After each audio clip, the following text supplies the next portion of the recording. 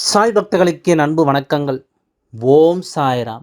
என் அன்பு குழந்தையே, உன் மனதிற்கு நிம்மதியை கொடுக்கக்கூடிய ஒரு செய்தியைத்தான் இப்பொழுது கொண்டு வந்திருக்கின்றேன்.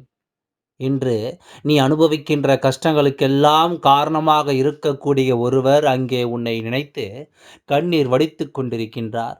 உன்னுடைய கஷ்டங்களுக்கெல்லாம் இவர்கள்தான் காரணமாக இருக்கின்றார் என்று சொல்லும் பொழுது, இவர்கள் எதற்காக கண்ணீர் வடிக்க வேண்டும் என்று தானே என் குழந்தை நீ யோசிக்கின்றாய். நிச்சயமாக உன்னுடைய யோசனைகள் என்னவென்று உன் அப்பா எனக்கு நன்றாகவே புரிகிறது. என் அன்பு குழந்தையே, நீ நினைப்பது போல இந்த வாழ்க்கை அல்ல. ஒவ்வொரு நேரமும் இந்த மனிதர்களின் எண்ணங்களும் செயல்களும் பச்சோந்தியைப் போல இடத்திற்கு தகுந்தது போல மாறிக்கொண்டே இருக்கிறது. அவர்கள் செய்யக்கூடிய செயல்களினால் என்னென்ன பாதிப்புகள் வரும் என்பதை பற்றியெல்லாம் அவர்களுக்கு எந்த ஒரு கவலையும் கிடையாது. தனக்கு வேண்டியதைத்தான் செய்ய வேண்டும் என்பதை மட்டுமே குறிக்கோளாக வைத்திருக்கிறார்கள். இப்படிப்பட்ட மனிதர்களால் நீ பட்ட கஷ்டம் என்னவென்று உன் அப்பா எனக்கு நன்றாக தெரியும். இவர்களால் நீ கண்ணீர் சிந்திய காலங்கள் எல்லாம் நிறைய உண்டு. இவர்களை நம்பி வாழ்ந்த காலமும் உண்டு. இவர்களால் நல்லது நடக்கும் என்று நினைத்து என் குழந்தை இந்த வாழ்க்கையில் கோட்டை விட்ட விஷயங்கள் எல்லாம் ஏராளம். எவ்வளவோ இன்பத் துன்பங்களை எல்லாம் பார்த்துவிட்ட உனக்கு இந்த வாழ்க்கையில் சில காலமாக நடந்து கொண்டிருக்கின்ற விஷயங்களை எல்லாம் பார்த்து மிகுந்த மனவேதனையோடு நீ இருக்கிறாய் அல்லவா?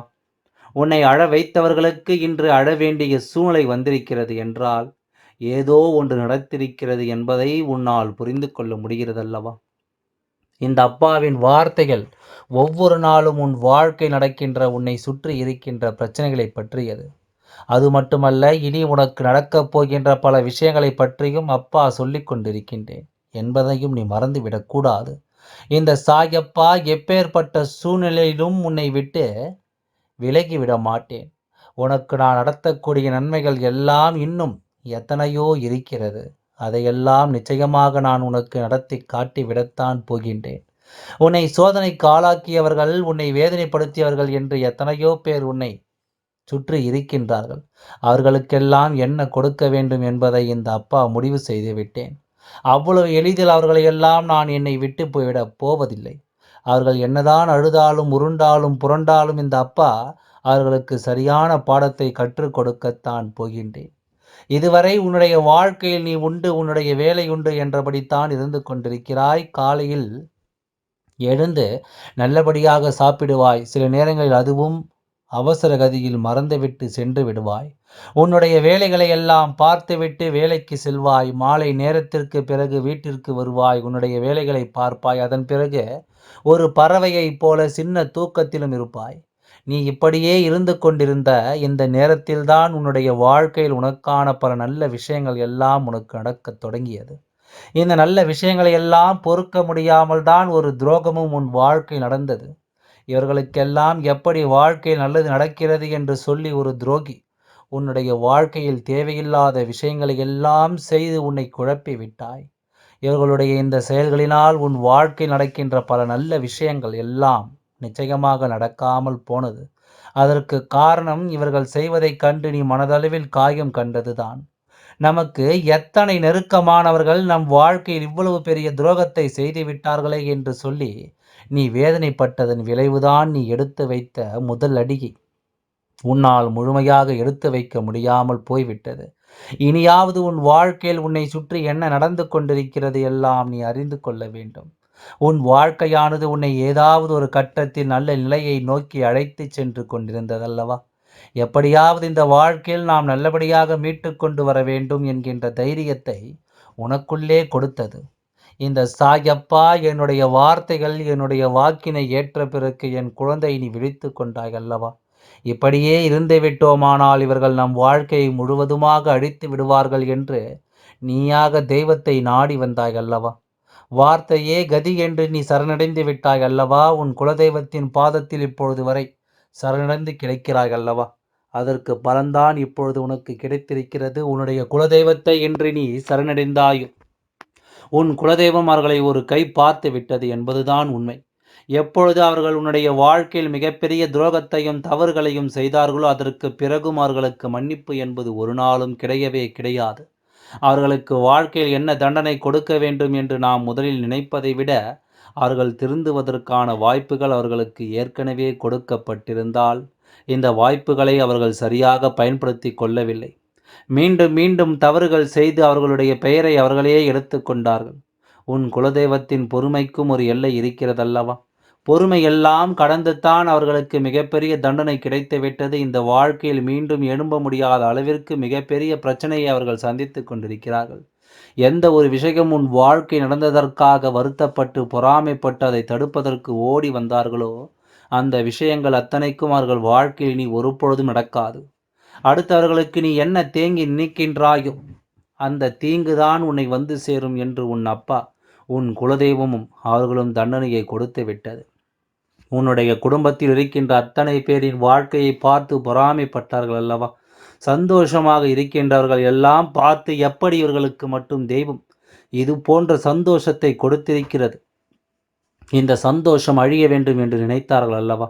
அவர்கள் நினைத்த நொடியே இவர்களுடைய குடும்பத்தில் மன நிம்மதி கெட்டுவிட்டது. இப்பொழுது அவர்களின் குடும்பத்தில் சந்தோஷம் என்பது அழிந்து அங்கே மிகப்பெரிய பிரச்சனைகள் எல்லாம் உருவெடுத்து போர்க்களமாக மாறிக்கொண்டிருக்கின்றது.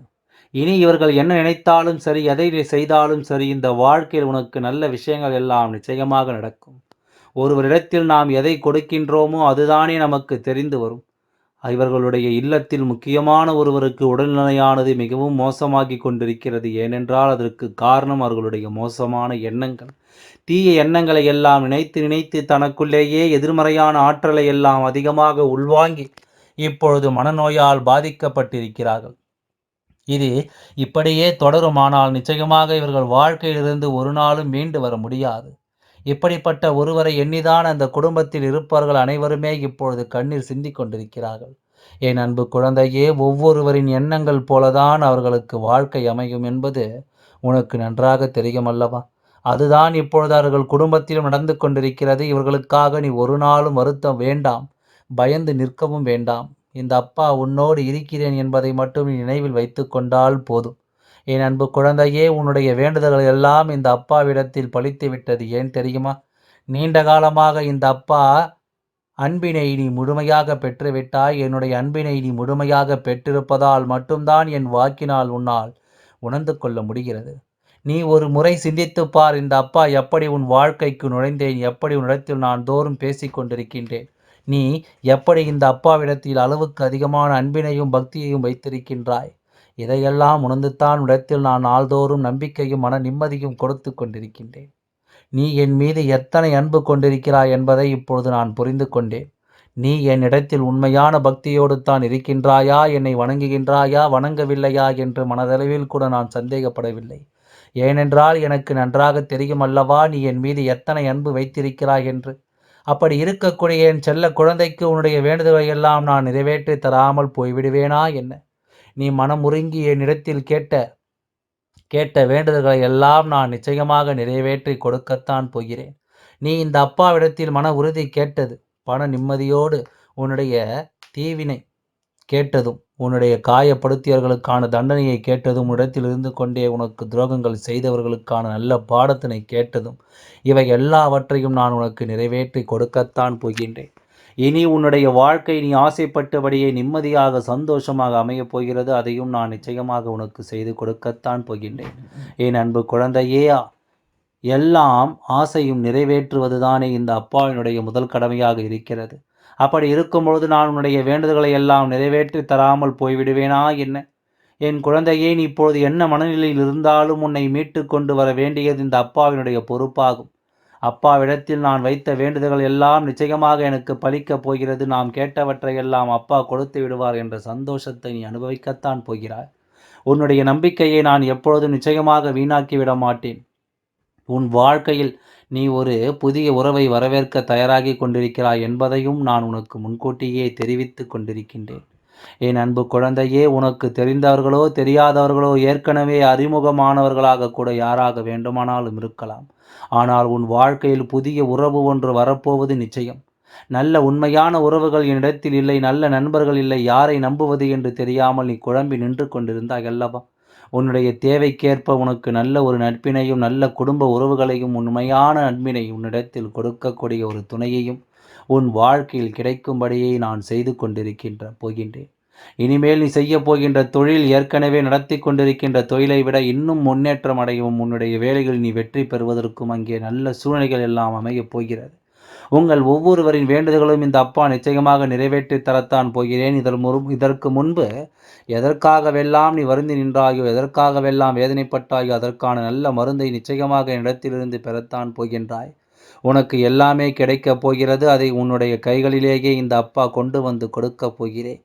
உன்னுடைய வாழ்க்கை நல்ல விஷயங்கள் நடக்கும் பொழுது நீயாகவே இதையெல்லாம் உணர்ந்து கொள்வாய்.